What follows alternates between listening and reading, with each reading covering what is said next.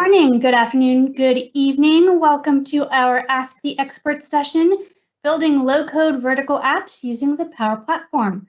I will go over some quick housekeeping items, and then we will get started. Please use the chat to ask your questions. You can post anonymously or use your name. Please vote for your favorite questions using the thumbs up. Our experts will answer your questions verbally and in the chat. We will also provide some resources for you once the session concludes so that you can keep learning. This session is being recorded. We ask you not record the session on your side. Also, please help our moderators by not spamming the chat. They will do their best. Lastly, please adhere to the Microsoft Code of Conduct. We'll post this in the chat for you as well. And with that, I turn it over to our experts. Julie, Justin, Kartik, off to you. Thank you so much, Sharon. Appreciate it. We're all excited to be here. Thought we would start with a quick round of introductions. There's only 3 of us, so we have time to do that. And then we will dig right into the questions. So feel free to submit. And as Sharon said, we will take them as fast as we can. So my name is Julie. I am a PM director for the Power Platform, focused on the pro developer, ISV, and administrative capabilities across the platform. So covering Power Apps, Power Automate, and Dataverse and virtual agents. And with me today is both Justin and Kartik. Justin, you want to introduce yourself? Absolutely. Well, thanks everyone. My name is Justin. I'm a partner here in the Power Platform, and I run our products for cloud automation, as well as our ecosystem integrations and connectors for the Power Platform. All right, and I'm Kartik Kanksabasan. I'm a PM in Julie's team, focused primarily on some of the developer tooling for Fusion development. Awesome. And I see we have our first question here. Let me publish that, asking when, hold on, it switched in my window, when will PowerFX be available for model-driven apps? And we started out we'll start out making it available for PowerFX, and we'll then extend into also supporting model-driven apps as well as Dataverse. We don't yet have a timeline for it, but that is next in the pipeline to start extending both inside Power Apps, but also across the full platform. But we don't yet have dates that we will be sharing, but stay tuned. It is coming and it is being planned as we speak. See, another question is, why are the source control uses CLI and not the same UI as Visual Studio 2019? We may need a little elaboration on that, but Kartik, I don't know if you have if you want to interpret or if you want to ask for more details on that. I'd like to get more details, if you don't mind, because you know, it's talking about a UI. So why does the source control use CLI and not the same UI as Visual Studio 2019? I'm happy to make a guess, so I can make up an answer and you can ask again if I'm not answering what you have in mind. Mm-hmm. I think the question might be, why are we using the CLI instead of Visual Studio? And I will say for us, the CLI is just the backbone of the extensions that we will be using in Visual Studio. That's so right. We will, for the CLI, we will actually start with Visual Studio Code as our extension. Once we get to the C# code and plugins, etc., we will do integration with Visual Studio as well, just because they're very different projects, development projects. So we will use essentially the IDE that is most suitable for each of these project types. But I feel the CLI is actually different. CLI for us was just the starting point, exactly. Kind of get going. So we're just layering and evolving our tooling.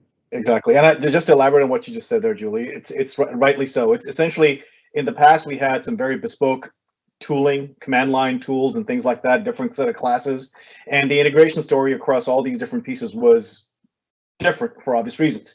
And the CLI has kind of been this umbrella notion of kind of bringing everything together And the classes are still the same. It's the fact that we're providing a common interface point. So when you see things like GitHub Actions and Azure DevOps also popping up, they're actually using the same set of classes, just like the CLI. So it's a notion of actually being able to drive that level of consistency and repeatability of what we're trying to go do. So the CLI, just like you said, it's the first of many things to come, but it's the overarching umbrella that consolidates a lot of these different bespoke solutions that we've gone and had built in the past. Sounds good. And let me see. Yeah. So there's another question here. Any updates related to ALM and Power Platform? Kartik, do you want to have a go at that? Absolutely, plenty. You know, as I mentioned, we just came out with our public preview for the VS Code extension. Not only now the extension itself is going to be has the Pack CLI embedded in it, and within Pack CLI, Pack CLI's biggest claim to fame was because of the fact that it was used by a lot of people that were building PCF controls. Now we've actually further broadened the aperture, if you will, of Pack CLI to cover Canvas apps. So you can now actually go unpack Canvas apps and actually render Canvas apps in a source code friendly way, which was unheard of before. In addition to that, we also now provide various different command options for solutions. And as a matter of fact, there's one particular command that we've now introduced called solution clone. And what that does is it actually renders a cloned solution or an export of a solution, but renders it in a format that looks like a Visual Studio project. So you can actually build solutions by using regular developer build tools like ALM. So that's that. We've also got the packaging capability that's available there today with a similar notion of what we've done with solutions. And a lot of these capabilities are also now available within our GitHub Actions and in our Azure DevOps tasks as well. The other key thing to also note is that within GitHub Actions, when we had our earlier preview, it was only using username and password authentication. Now with our GitHub workflows, we now support service principal authentication, so you can now run your entire CI/CD pipeline not being tied to a particular user identity and so on and so forth. So if you have a 2FA enabled across your tenant, guess what? Your CI/CD pipeline is not going to break.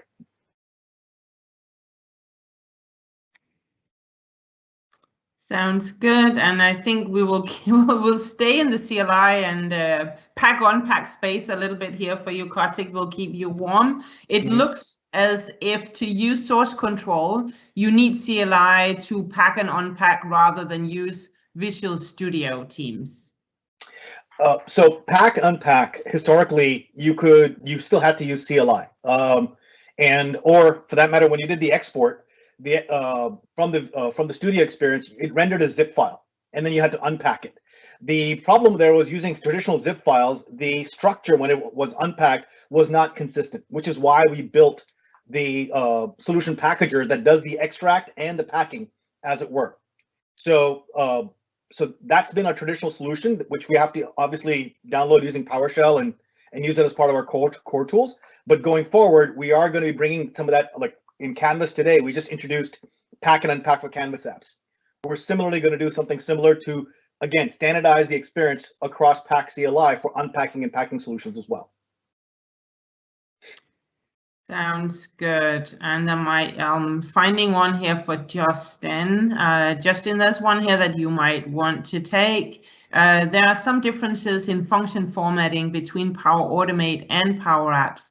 For example, single versus double quotes. Any plans to address this and make it more consistent across the platform? Thank you for bringing that up. We absolutely do want to make sure that there's this high level of consistency between the platforms. So we don't want customers having to think about two different or multiple different syntaxes depending on Power Platform app that they're used. So if you, I don't know if we can follow up with you later, or if you want to send a piece of feedback, but we'd love to have you point out clearly where that is so we can attack that and knock it out. Awesome. Then let's see what we have here. Can I use Power Apps to log into system using two-factor authentication? And yes, you absolutely can do. It's easier for you to do than it is for me to say, but yes, we do support that. Justin, you look like you want to add something, or? No, I'm nodding my head. Okay, so I think yes. Mark and I were both like, nodding as you were reading We the can question. do it. Yes. Yep. So yes, fully supported. So here's another one for Justin. Do Power Apps replace Azure Logic Apps? And I give it to Justin because we typically get this in combination with Power Automate. So here you go, Justin. Oh yeah, I think we're maybe a victim of our own naming here. Logic Apps versus Power Apps versus Power Automate. So the answer is no, and there are definite use cases where Logic Apps may be better, and use cases where Power Automate may be better, or Power Apps in conjunction with Power Automate. So the first to understand is Power Automate and Logic Apps leverage a lot of common infrastructure. So that you'll get a relatively common experience depending on using the two. What we tend to say is if you're a citizen developer or a non-classically trained software engineer and you're trying to perform automations between information worker types of apps like Office or other systems of record, then Power Automate is a better solution for you to go through. If you need an automation or workflow solution for a very decidedly custom code scenario that typically runs in Azure or connects some of those tools that are within Azure, then we sometimes tend to push you to Logic Apps in that case. If you have questions, we're happy to help you determine which might be the best tool for you. But Power Automate's and Power Apps are a great place to start because if you can accomplish it there, the low-code approach may tend to be easier for you. If it outstrips that, then there's easy ways to push to Logic Apps. Thank you, Justin. And then there's here, when will natural language AI capabilities be available in Power Apps? The public preview will be available go live in June. And then we will have general availability planned for October. So that's the time frame for the GTP3 announcements and when that will come out. Another question, let's see, is Power Platform extension only available for VS Code? Yes, VS Code is the first extension that we are making available right now. And later on, as we briefly mentioned before, as we move into supporting plugins as well through Visual Studio, we will make that available in Visual Studio. Anything you want to add, Kartik? Or? The only other thing I'd add there is that on the VS Code trajectory that we're on, our goal is to incorporate the work that we've already done with the VS Code extension, and also bring in GitHub code spaces into the realm as well, which is also one of the reasons why it's public preview and not GA, is that by the time we get to GA, we will probably cover a gamut of platforms. Right now in our public preview, we've only released for Mac and Windows. We deliberately did not release Linux, primarily because for the piece to work properly in Linux, we need to make sure that one, it works with WSL and with GitHub code spaces. So once we get that work going, it will start manifesting, and that's when we can actually truly say it's a cross-platform experience. So that's the target. And as Julie mentioned too, the fact that as and when appropriate, we'll figure out what the appropriate experiences are from a Visual Studio standpoint and incorporate some of those experiences inside Visual Studio as well.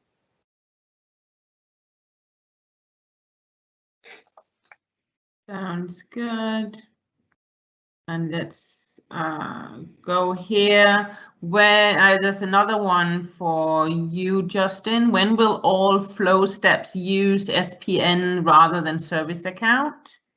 So we are literally working on that, and Kartik's smiling because behind the scenes he's push typing to my team because we owe him work. We owe work to do this. But so I think somebody paid for that question, Kartik. Yeah. I'm not beyond that. This is from somebody on Kartik's team.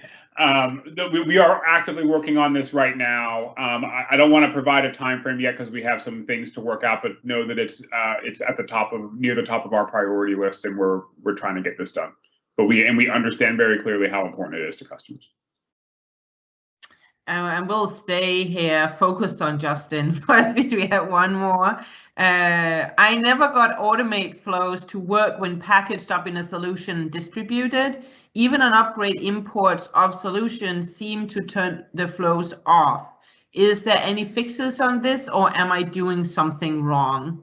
I'd love to follow up with you on this one. It's hard to determine whether it's something that like we may not have clearly communicated in documentation that led you astray, or whether we have a bug. So if there, I don't know if we have a way for you to follow up with us, offline, but please, ping us and we'd love to follow up with you here and just dive in. Yeah, if nothing else, follow up on the forums. We will always be reached out there. And I would say on paper, it should work. So that's right. But there's always, obviously, can be outliers. So.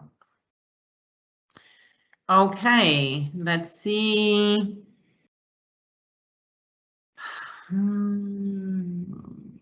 This one, that may need a little bit more detail as well. I would not be able to answer it, but I'll give the other two a go. How come that logging it on a website not always work with the same flow?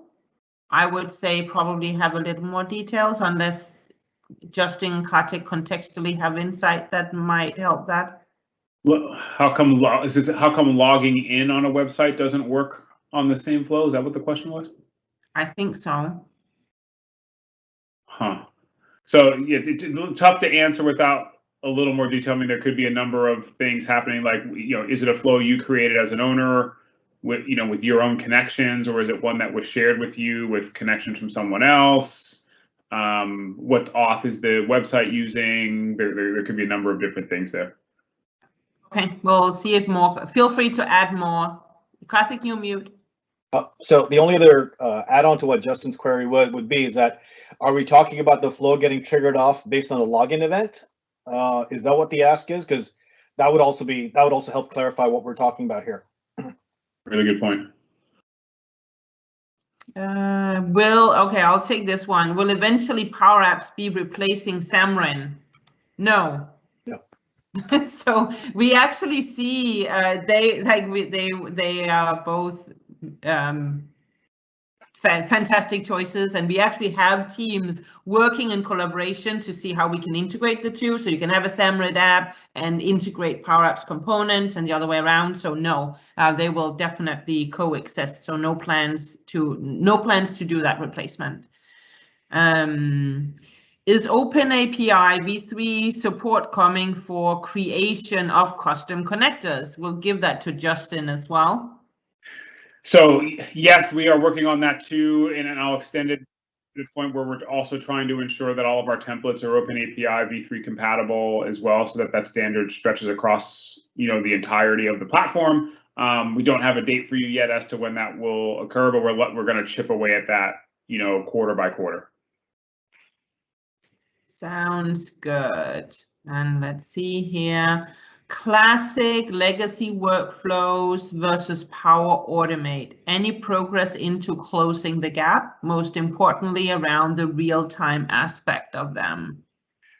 Yes, we have an entire engineering team that focuses on this, trying to make sure that we bring I don't want to promise exact one-to-one parity, but like bringing the most used and influential features from Classic over to Power Automate, with a larger strategy of Power Automate being the backend workflow for everything in the business app side. So more to come over time on that, but we are working on it.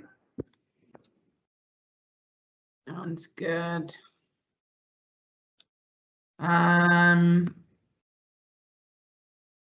Let's see here. Trying to sift through the list over here. Some are additions to already asked questions, so I'm trying to read them end to end.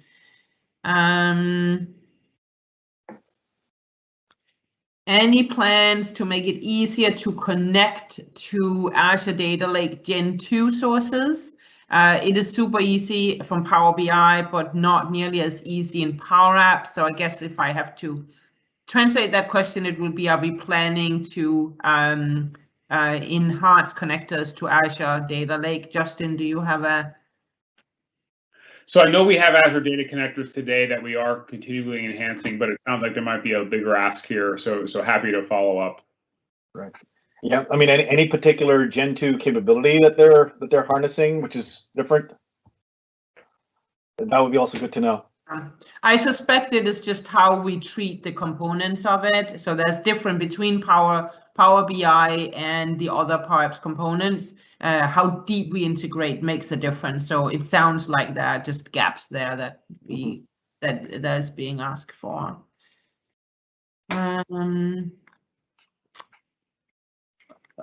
So let's say, here's another one. What are good resources to deep link Power Apps in Teams?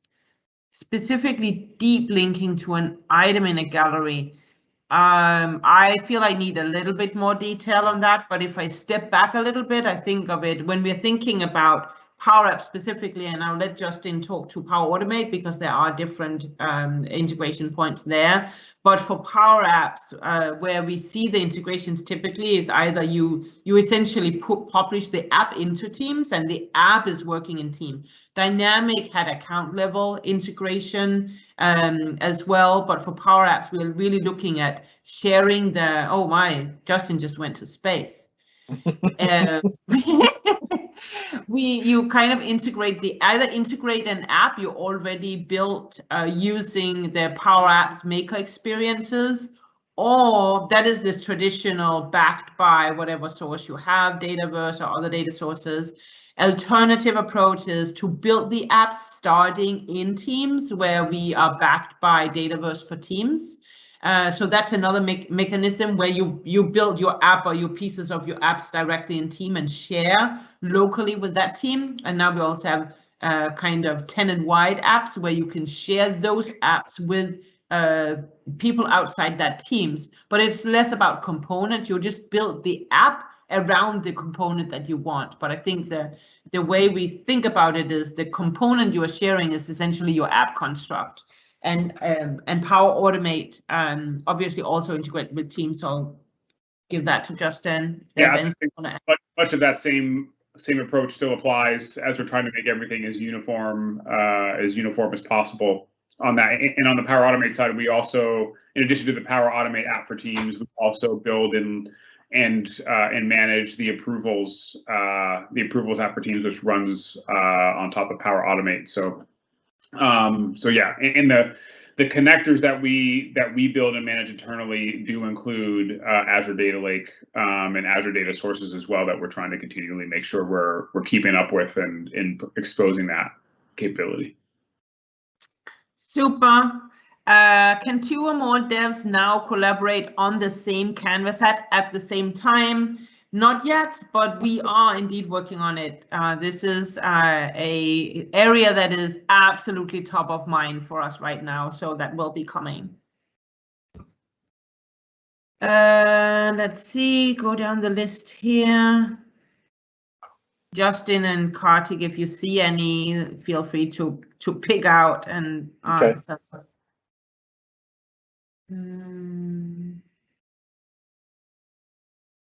Will Power Automate be available as CLI much as PowerFX? I feel I need a little bit more details on that. Like components of Power Automate, we obviously support with the CLI as well for packaging, etc. So the CI/CD is supported for Power Apps as well. So I'm not quite sure will PowerFX come into that part of the sentence. They could be, will PowerFX. Will Power Automate also support PowerFX? And I would say in the fullness of time, yes.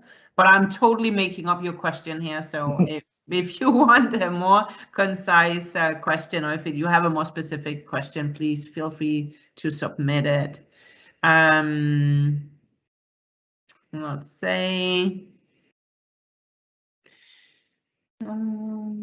we have faced some limitations with Power Automations to insert 10,000 data from Excel and SharePoint. Any limitations related to SharePoint lists? So yeah, so I think we get this question a lot. You know, it tends to happen when folks attempt to use Power Automate as an ETL or an ELT tool to do a like massive data transformation. And I'll answer the Excel part of it or CSV part of it first. There is a limit on how much data can be read or processed in a flow or in a flow run. If you're trying to do massive data transformation in sort of a low-code way, we actually recommend you use data flows, which is a separate but related product that we all use and talk about. If you're trying to just do something where you're trying to action off of some data that changes in in SharePoint or on an Excel list to kick off some other action, then that's a really good use for Power Automate. Thank you, Justin. And then there's a question, what is my best option for delivering citizen developer apps to external users? You have two options. One is if you want to invite users into your tenant, you can use guest user, which is supported for Azure Active Directory and for the Power Platform. Another option is to use Power Portals, which is designed to support external users out of the box as well. So those would be your options there. Any plans to add integrated application insight instrumentation key for better logging flow run details? Any recommended solution for better tracking and logging failures to troubleshoot, especially in loops? I will start it and I'll hand it over to Justin. But as general for the Power Platform, we are working on exporting the telemetry we are logging on flows and Power Apps, and we currently support this in private preview for model-driven apps and plugins and Dataverse, and we will be extending that to Power Automate as well. It's currently in private preview, and we are looking to extend it. And for Power Apps specifically, you can do it today manually. What that means is you can go to the maker experience and export it for Power Apps. What we're building in the pipeline will be more automated. And Justin, I don't know if you have anything else you want to add onto the Power Automate specific side. Yes, our admin and governance team working in partnership with Julie are working on some very specific things. So we know, for instance, that like you can get some limited data on flow run history through the My Flows area of Power Automate. But if you want to sort of, have a custom date range and export a custom set of actions or audit logs, we don't really have that, sort of, high admin capability. So that's something that is on our backlog to work on. Thank you. Julie, there's a question there. There's a question there about Power Platform Solutions portability. So I'll just go ahead and answer the person. So the question is, can you provide some insights about Power Platform Solutions portability? I mean, source code to run on those apps on other platforms. So the solution construct that we have within Power Platform runs within the Power Platform environment. And when we talk about source code, once it's exported out and rendered in a source code friendly format, it's pretty much applicable to run in any, or rather be rendered in any environment per se, but it will actually be packaged and deployed and run in, if you will, in our environment as it were. So for all intents and purposes, unpacking a solution and rendering it into a flat file format, you can read those files on Windows, Mac, Linux, in whatever Git repository, even GitHub for that matter. And all that would work, but when you want to go ahead and build and deploy it, it will be deployed on an environment on the Power Platform. Thank you, Kartik. With that, I think we are at time. So we would like to thank you for all your questions. There's a lot of great questions in here. So thank you for listening in. Thank you for your engagement. Feel free to go to the forum as well. There is a section there for pro developers as well. So feel free to go and engage and reach out, and we will continue to follow there and answer your questions. But really appreciate your participation and your interest, and hope you're going to build some really cool apps and automations.